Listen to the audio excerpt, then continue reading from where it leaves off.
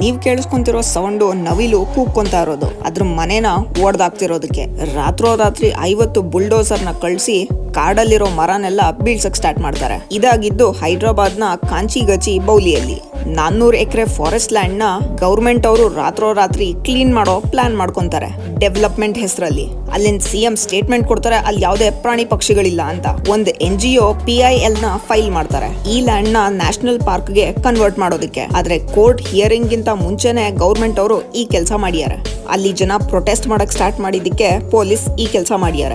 Environmental assessment ಅವರು ಮುಂಚೆನೆ warn ಮಾಡಿದ್ರು, ಈ ತರ ಮಾಡಿದ್ರೆ ಟೆಂಪರೇಚರ್ 4 ಡಿಗ್ರೀಸ್ ತನಕ ಇನ್ಕ್ರೀಸ್ ಆಗುತ್ತೆ ಅಂತ. ಮೇನ್ ಆಗಿ ಅಲ್ಲಿರೋ ಮರಗಳು ಆಕ್ಸಿಜನ್ ಕೊಡುತ್ತೆ, ಸಿಟಿನ ಕೂಲ್ ಆಗಿಡುತ್ತೆ. ಅದಕ್ಕಿಂತ ಇಂಪಾರ್ಟೆಂಟ್ ಆಗಿ 450 ವೈಲ್ಡ್ ಲೈಫ್ ಸ್ಪೀಶೀಸ್ಗೆ ಮನೆ ಅದು.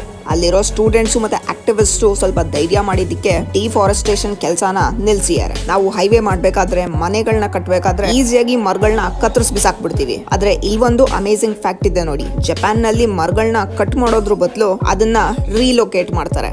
ನಿಮ್ ಡೆವಲಪ್ಮೆಂಟು ಆಯ್ತು, ಮರನೂ ಉಳೀತು.